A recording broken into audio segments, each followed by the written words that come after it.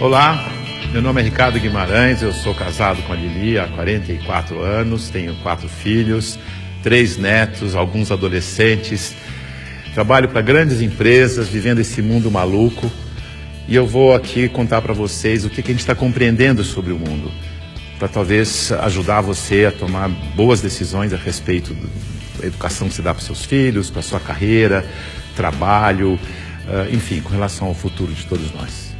Olha isso aqui. Esse desenho, ele significa o que está acontecendo com o mundo. Parece um cardiograma, mas não é um cardiograma.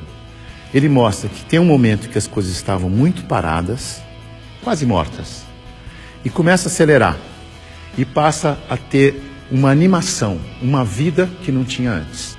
Tudo ficou acelerado. Sabe por quê? Por causa da tecnologia de informação e comunicação. Nessa fase, tinha pouca gente no mundo e a tecnologia de informação e comunicação era muito rudimentar e cara. Telefone fixo no lugar, imagina. Demorava muito para as coisas acontecerem. O cenário era estável, quase parado, lento, previsível, controlável, simples. Acontecia uma coisa de cada vez. Nessa fase, criamos instituições com hierarquias poderosas que controlavam o mundo. E nós nos sentíamos muito seguros, porque tudo permanecia igual por muito tempo. O indivíduo se submetia ao grupo, abria a mão da sua individualidade, aprendia a regra do jogo e a vida seguia em frente. Isso deu certo por um bom tempo. Aí, com mais gente no mundo e com uma tecnologia de informação e comunicação mais poderosa e mais barata, todo mundo tomando decisão o tempo todo, numa velocidade absurda, o mundo começou a ficar instável, dinâmico, rápido, imprevisível, transparente, fora de controle, complexo. E nessa dinâmica toda, além da instituição, surge um novo personagem muito poderoso. O indivíduo conectado em rede, que acessa tudo e a todos o tempo todo. Mobiliza pessoas, trabalha, produz conhecimento sem precisar das estruturas e da permissão das instituições. Aquelas instituições hierárquicas e controladoras estão tendo que aprender a lidar com esse novo cenário, com esse novo indivíduo mais conectado, mais livre, mais móvel, mais bem informado e crítico. O mundo mudou tanto que pessoas de muito sucesso naquele cenário estão tendo muita dificuldade para manter seus negócios e empregos nos dias de hoje. Eu vou contar a história de um executivo muito importante, de uma organização global, poderosa, que estava tendo problemas enormes. Prejuízo, perdendo o mercado em todos os países em que tinha operação. Tinha brigas políticas internas entre departamentos, entre regiões, escândalos públicos, corrupção no financeiro e tudo acontecendo ao mesmo tempo, com toda essa transparência ao vivo e a cores do tempo real. Esse grande executivo viu aquele cenário e disse: eu não dou conta dessa complexidade, dessa velocidade, dessa transparência toda. Eu me demito. Aqui está ele. É o nosso querido Bento. O Bento foi sucedido por um outro executivo, que parece que foi feito sob encomenda para lidar com essa época de tanta inovação, onde o indivíduo tem que ser mais autônomo, mais senhor de si, não se submeter à instituição, mas, pelo contrário, liderar a instituição. Chico aceitou o desafio. Aqui está ele, de um jeito fácil de comparar e ver a diferença entre ele e o Bento. Veja que o Bento está arcado, submetendo ao protocolo e às regras da instituição. O Chico está mais senhor de si. Para ele ajudar a igreja, ele tinha que mudar a igreja.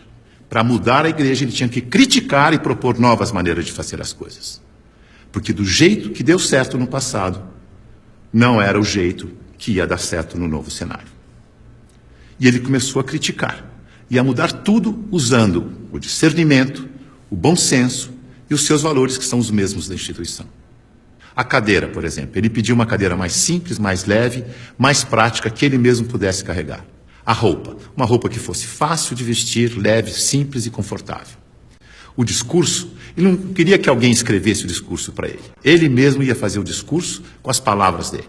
E para ele estar sempre atualizado e poder falar à vontade, ele não ia ficar isolado no Palácio do Vaticano, num quarto de 300 metros quadrados.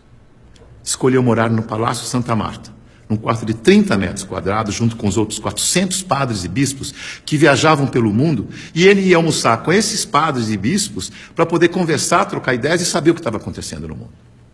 Mandou tirar o vidro do Papa Móvel para poder falar com o povo.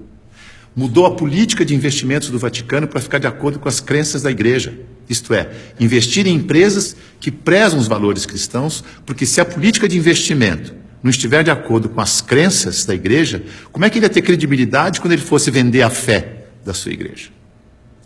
Veja que ele está colocando em prática o seu discernimento para mudar tudo na instituição, da cadeira aos investimentos. Ele busca simplicidade, praticidade, economia, agilidade, leveza e consistência. O Chico é um bom exemplo de sucesso neste novo cenário. A mudança é tão grande que os historiadores dizem que está terminando a sociedade industrial e está começando a sociedade do conhecimento, a sociedade em rede, a sociedade do indivíduo conectado em rede. É uma época de transição e nós estamos aqui, exatamente no meio dessa transição. Veja o que está acontecendo. Neste ambiente estático, estável, a boa empresa funcionava como um relógio, uma engrenagem sem vida, isolada do ambiente, tic-tac, tic-tac, tic-tac, onde o empregado era uma peça da engrenagem. O futuro era igual ao passado. Na medida em que o ambiente foi ficando mais mutante, mais veloz, novidade a toda hora, imprevisível, a empresa tem que se atualizar, aprender e evoluir o tempo todo para não desaparecer. Não é mais conservar, mas é adaptar-se, aprender, evoluir. Não pode ser um relógio que se repete eternamente igual, mas um sistema vivo, aberto, interativo, que aprende e evolui sem parar. E as pessoas não podem ser peças de engrenagem que se repetem sem pensar. Tem que ser células vivas, sensíveis, críticas, interativas, que trocam ideias, sugerem soluções, como o Chico. A boa notícia é que a gente sabe gerenciar muito bem os sistemas vivos. Sabe por quê? Porque nós somos sistemas vivos. Somos feitos de sistemas. Sistema respiratório, sistema endócrino, sistema ósseo, sistema digestivo. Sistema é um conjunto de elementos que trabalham de forma interdependente com um propósito comum. Como o nosso corpo. O ponto mais importante para a saúde do nosso corpo é a interdependência. Veja no seu próprio corpo. Nossos órgãos trabalham de forma interdependente, sempre em busca do equilíbrio do corpo. Esse é o propósito. Se um órgão declara independência, e isso se chama câncer, o corpo entra em colapso. A integração entre os órgãos desaparece. A energia do corpo se esvai, não consegue mais interagir com o ambiente, nem reagir aos estímulos. Como sistema aberto, ele vai sucumbir ao cenário. Então, se você quer trabalhar numa empresa de sucesso neste cenário, ajude a funcionar como um sistema vivo aberto. Você sabe, porque você é um sistema vivo aberto. Mas aqui vão algumas dicas para ajudar. Use o seu discernimento, seu bom senso, sua intuição. Confie em você. Promova a integração e a interação, onde você estiver. Seja sensível a informações relevantes para aperfeiçoar seu trabalho e a empresa. E o mais importante de tudo, reconheça que a realidade é interdependente. E por isso precisa da participação de cada um e de todos para resolver os seus problemas. Lembre-se, a boa gestão da interdependência garante a boa saúde do seu corpo e da corporação. Mais uma dica, não deixe as pessoas confundirem autonomia com independência. Autonomia significa que você tem consciência de que faz parte de um todo maior e por isso você pode falar pelo todo. Por isso pode ocupar cargos de responsabilidade na hierarquia. Independência é quando você não se reconhece como parte do todo e olha só para a sua parte, colocando o todo do sistema em risco de colapso. Independência ou morte deu certo no século passado. Neste século, o certo é interdependência ou morte. Veja a evolução das relações na empresa e no mercado. No começo, a hierarquia era absoluta.